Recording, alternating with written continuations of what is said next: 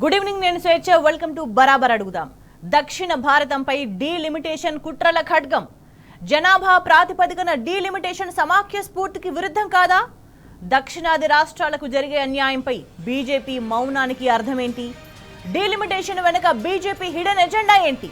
South states పై BJP సర్కార్ కుతంత్రాన్ని బరాబర్ ప్రశ్నిద్దాం. ఉత్తరాది పెత్తనాన్ని మరింత పెంచేందుకేనా డీలిమిటేషన్ కుట్రలు? కేంద్రంలో అధికారం శాశ్వతం చేసుకునేందుకు బీజేపీ పన్నాగమా? డీలిమిటేషన్ ప్రక్రియలో ఎకానమీ కంట్రిబ్యూషన్ను పరిగణలోకి తీసుకోరా? దేశ సంక్షేమం కోసం జనాభా నియంత్రణ పాటించడమే దక్షిణాది రాష్ట్రాలు చేసిన పాపమా? దక్షిణాది రాష్ట్రాల ప్రయోజనాల కోసం కేంద్ర ప్రభుత్వాన్ని సూటిగా నిలదీద్దాం. దేశ జనాభాలో 2.8% జనాభా ఉన్న తెలంగాణ పరిస్థితి ఏంటి? ఇప్పటికే నిధుల పంపిణీలో దక్షిణాది రాష్ట్రాలకు అన్యాయం వాస్తవం కాదా? దేశ నిర్మాణంలో దక్షిణాది రాష్ట్రాల సహకారానికి ప్రతిఫలం ఇదేనా? సొమ్ము దక్షిణాదిది, సోకు ఉత్తరాదిగా మోదీ సర్కార్ కుట్రలను బరాబర్ బయటపెడదాం. అంతకంటే ముందు హెడ్లైన్స్.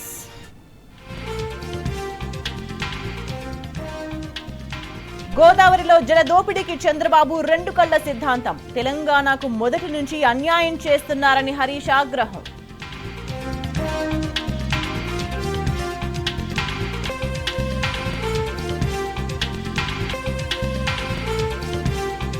పాలమూరు ప్రాజెక్టులకు చంద్రబాబు మోకాలడ్డు. ఇప్పటికైనా అభ్యంతరాలు విరమించుకోవాలన్న హరీష్ రావు.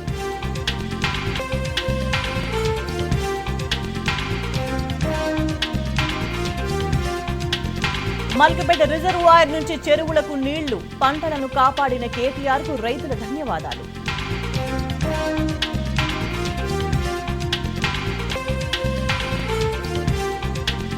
తెలంగాణ యువతకు రేవంత్ సర్కార్ 18,000 కోట్ల బకాయి. నిరుద్యోగ భృతి వెంటనే ఇవ్వాలని వాసుదేవరెడ్డి డిమాండ్.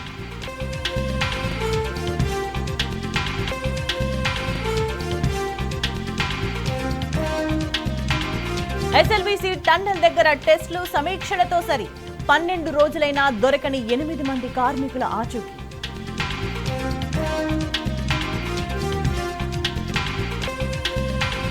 భారీ లాభాలతో ముగిసిన దేశీయ స్టాక్ మార్కెట్స్.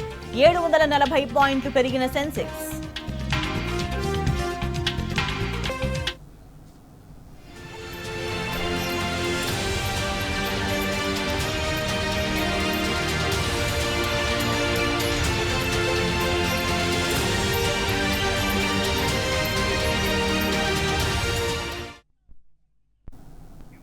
దక్షిణాది రాష్ట్రాలపై డీలిమిటేషన్ కుట్రల ఖడ్గం వేలాడుతుంది.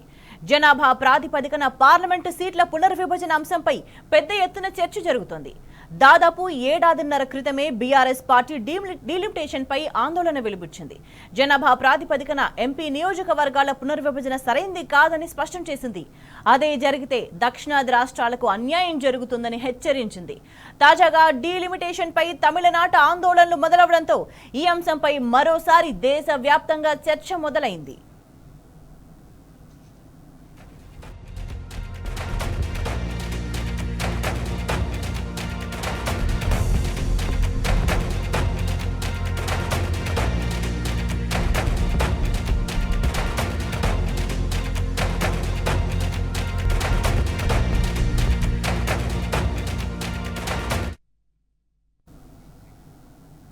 వాస్తవానికి డీలిమిటేషన్ పై సౌత్ స్టేట్స్ ఆందోళన అర్థవంతమైనదేనని రాజకీయ నిపుణులు చెబుతున్నారు. దేశంలోని చిన్న రాష్ట్రాల నుంచి దక్షిణాది రాష్ట్రాల డిమాండ్కు మద్దతు లభిస్తుంది. జనాభా ప్రాతిపదికన ఎంపీ నియోజకవర్గాల పునర్విభజన జరిగితే తెలంగాణ, ఏపీకి కేవలం 3 చొప్పున సీట్లు మాత్రమే పెరుగుతాయి. ఎందుకంటే దేశ జనాభాలో తెలంగాణ జనాభా శాతం 2.8 మాత్రమే. ఇక కేరళ పరిస్థితి మరింత దారుణంగా ఉంది. కేరళలో ప్రస్తుతం 20 ఎంపీ సీట్లుండగా ప్రస్తుత జనాభా ప్రకారం ఆ సంఖ్య 19కి పడిపోనుంది. తమిళనాడులో ప్రస్తుత జనాభా ప్రకారం ఎంపీ సీట్లు 39 నుంచి 41కి పెరుగుతాయి. మరోవైపు ఉత్తరాది రాష్ట్రాలు మాత్రం భారీగా లాభపడనున్నాయి. ప్రస్తుతం యూపీలో 80, బీహార్లో 40 సీట్లున్నాయి.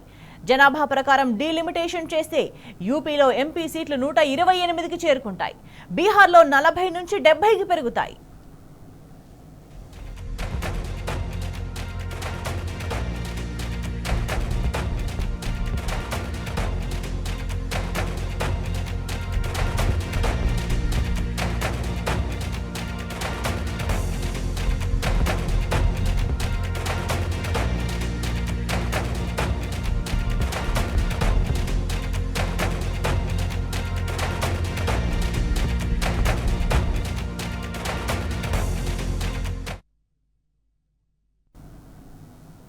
అసలు జనాభా ప్రాతిపదికన డీలిమిటేషన్ వెనుక బీజేపీ హిడెన్ ఎజెండా ఉందని అనుమానాలు వ్యక్తమవుతున్నాయి.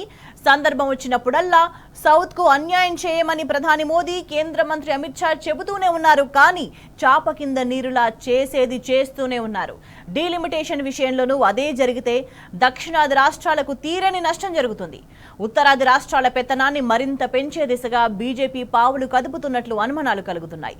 కేంద్రంలో అధికారం శాశ్వతం చేసుకునేందుకే మోదీ సర్కార్ కుతంత్రాలు చేస్తుందని దక్షిణాది రాష్ట్రాల నుంచి విమర్శలు వస్తున్నాయి.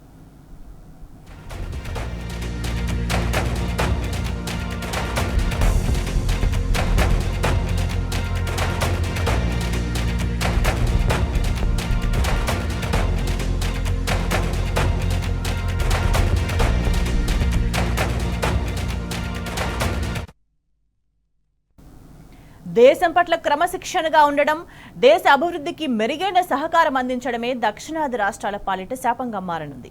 జనాభా ప్రాతిపదికన డీలిమిటేషన్ జరిగితే సౌత్ స్టేట్స్ తీవ్రంగా నష్టపోతాయి. ఎందుకంటే జనాభా నియంత్రణను దక్షిణాది రాష్ట్రాలు ఓ యజ్ఞంలా అమలు చేశాయి. క్రమశిక్షణతో ఉండి జనాభాను నియంత్రించాయి. ఫలితంగా దేశ జనాభాలో దక్షిణాది రాష్ట్రాల పర్సెంటేజ్ బాగా తగ్గింది. అదే సమయంలో ఉత్తరాది రాష్ట్రాల్లో మాత్రం ఇబ్బడి ముబ్బడిగా జనాభా పెరిగింది. ప్రభుత్వాల నిర్లక్ష్యం, అక్కడి ప్రజల ఆర్థిక సామాజిక వెనుకబాటుతనం వల్ల ఉత్తరాది రాష్ట్రాల్లో జనాభా గణనీయంగా పెరిగింది. ఇప్పుడు నార్త్ పాపులేషన్ను ఆయుధంగా మలుచుకొని కేంద్రంలో అధికారం శాశ్వతం చేసుకోవడానికి డీలిమిటేషన్ ఎత్తులు వేస్తోందని విమర్శలు వెల్లువెత్తుతున్నాయి.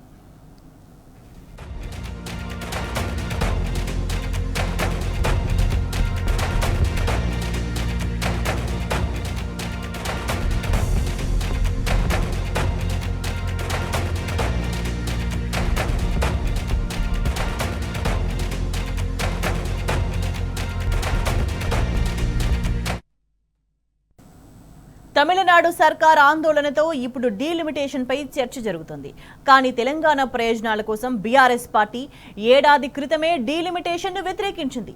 బీఆర్ఎస్ వర్కింగ్ ప్రెసిడెంట్ కేటీఆర్ పలు సందర్భాల్లో జనాభా ప్రాతిపదికన ఎంపీ సీట్ల పునర్విభజన సరైంది కాదని వ్యాఖ్యానించారు. తాజాగా తమిళనాడు సీఎం ఎంకే స్టాలిన్ చేసిన వ్యాఖ్యలను సమర్థించారు. డీలిమిటేషన్ కుట్రలను అడ్డుకోవాలన్న స్టాలిన్ కు కేటీఆర్ మద్దతు పలికారు. దేశ జీడీపీకి 5.2% కంటే ఎక్కువ తెలంగాణ సహకారం అందిస్తోందని కేటీఆర్ వ్యాఖ్యానించారు. దేశ అభివృద్ధికి ఆర్థిక సహకారం అందిస్తున్న సౌత్ స్టేట్స్ కు అన్యాయం చేయడం కరెక్ట్ కాదన్నారు. నియోజకవర్గాల పునర్విభజన అంశంలో ఎకానమీ కాంట్రిబ్యూషన్ ను సైతం పరిగణలోకి తీసుకోవాలని కేటీఆర్ డిమాండ్ చేస్తున్నారు. కిందటనే మా పార్టీ తరపున కేసీఆర్ గారు అదేవిధంగా నేను కూడా డీలిమిటేషన్ విషయంలో మా వాదన వినిపించాం. భారతదేశం జనాభా పెరిగిన తర్వాత భారతదేశంలో రిప్రజెంటేటివ్ డెమోక్రసీ కాబట్టి సంఖ్య కూడా పెరగాలి, ప్రజాప్రతినిధుల సంఖ్య కూడా పెరగాలనేది అందరి యొక్క కోరిక. ఎందుకంటే సమాజంలోని ప్రతి ప్రాంతం, ప్రతి కులము, ప్రతి మతము, ప్రతి వర్గము అందరికీ ప్రాతినిధ్యం ఉంటేనే అల్టిమేట్గా దేశం కూడా ఒక ప్రజాస్వామ్య దేశంగా విలసిల్లగలుగుతుంది. తప్పకుండా సీట్లు పెరగాల్సిందే, ప్రాతినిధ్యం పెరగాల్సిందే. కానీ ఏ దక్షిణ భారతదేశం అయితే అద్భుతంగా పనిచేస్తూ ఉందో, ఏ దక్షిణ భారతదేశం అయితే ప్రస్తుతం భారతదేశంలో 19% జనాభాగా ఉందో, కానీ భారతదేశ జీడిపి పరంగా చూస్తే మాత్రం 36% జీడిపికి కాంట్రిబ్యూట్ చేస్తుందో, అట్లాంటి దక్షిణ భారతదేశాన్ని ఈరోజు పూర్తి స్థాయిలో నెగ్లెక్ట్ చేస్తూ, పూర్తి స్థాయిలో తగ్గిస్తూ, మా గొంతు నొక్కుతూ రేపు డీలిమిటేషన్ చేస్తానంటే మాత్రం మేము ఒప్పుకోము అనే మాట 6 నెలల కిందటే మేము చెప్పాం. భారత ప్రభుత్వం యొక్క గైడ్ లైన్స్, మార్గదర్శకాలు ఫాలో చేసిన వాళ్ళనేమో మీరు శిక్షిస్తారు. ఎవరైతే ఫాలో చేయలేదో, ఎవరైతే కుటుంబ నియంత్రణ పాటించలేదో వాళ్ళకు మాత్రం సంఖ్యాపరంగా పెంచి పెద్దపీట వేస్తామంటే ఇది ఖచ్చితంగా అన్యాయం అవుతుంది. అమిత్ షా గారు, కేంద్ర ప్రభుత్వం ఈ విషయాన్ని పునరాలోచించాలి. మా కన్సర్న్స్ కూడా వారు దృష్టిలోకి తీసుకోవాలి. అటు డీలిమిటేషన్ కు వ్యతిరేకంగా తమిళనాడు సర్కార్ సమరానికి సిద్ధమవుతోంది. జనాభా ప్రాతిపదికన డీలిమిటేషన్ ను వ్యతిరేకిస్తూ Tamil Nadu CM MK Stalin all party meeting నిర్వహించారు. ఈ సమావేశానికి బీజేపీ మినహా తమిళనాడులోని అన్ని రాజకీయ పార్టీల నాయకులు హాజరయ్యారు. మక్కల్ నీతి మయ్యం పార్టీ వ్యవస్థాపకులు కమల్ హాసన్ సైతం ఈ సమావేశంలో పాల్గొన్నారు. డీలిమిటేషన్ కుట్రలను పార్టీలకు అతీతంగా అడ్డుకోవాలని ఈ సందర్భంగా స్టాలిన్ పిలుపునిచ్చారు. 1971 జనాభా లెక్కల ఆధారంగానే డీలిమిటేషన్ ప్రక్రియను 2026 తర్వాత జరగాలన్నారు. రాబోయే 30 ఏళ్ల వరకు అవే నియోజకవర్గాలు కొనసాగాలని ప్రధాని మోదీని తమిళనాడు సీఎం స్టాలిన్ కోరారు.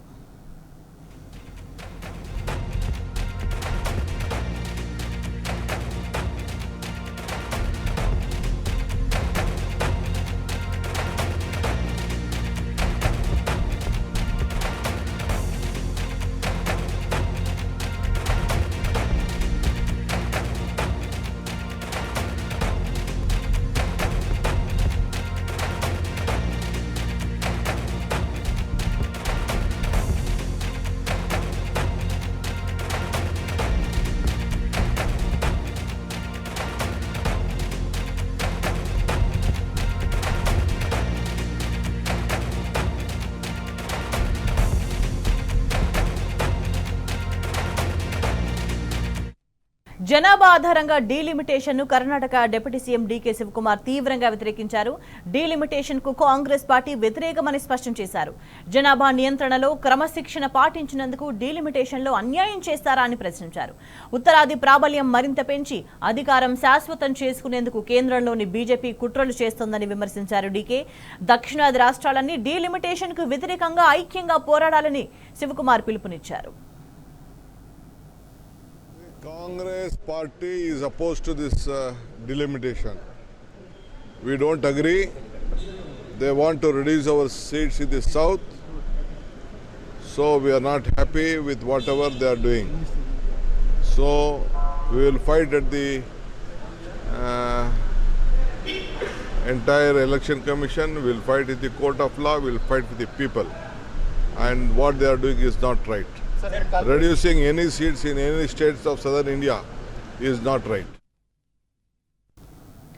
పార్లమెంటు నియోజకవర్గాల పునర్విభజనపై కేంద్ర ప్రభుత్వాన్ని తమిళనాడు డీఎంకే నేత కనిమొళి ప్రశ్నించారు. జనాభా ప్రాతిపదికన డీలిమిటేషన్ చేయమని ప్రధాని మోదీ, కేంద్ర మంత్రి అమిత్ షా చెప్పారు. కానీ ఏ ప్రాతిపదికన చేస్తున్నారు అనే అంశంపై స్పష్టత ఇవ్వకపోవడంపై కనిమొళి అనుమానం వ్యక్తం చేశారు. దేశ అభివృద్ధికి ఎంతో సహకారం అందిస్తున్న దక్షిణాది రాష్ట్రాలకు అన్యాయం జరగకుండా డీలిమిటేషన్ జరగాలన్నారు. జనాభా ఆధారంగా డీలిమిటేషన్ జరిగితే ఖచ్చితంగా దక్షిణాది రాష్ట్రాలకు గొడ్డలి పెట్టేనని కనిమొళి తీవ్ర అభ్యంతరం వ్యక్తం చేశారు. Home Minister Amit Shah, when he responded to our Chief Minister M.K. Stalin in a recent meeting in Coimbatore, said that Tamil Nadu will not lose any seats in delimitation and pro rata the number of our seats will be maintained.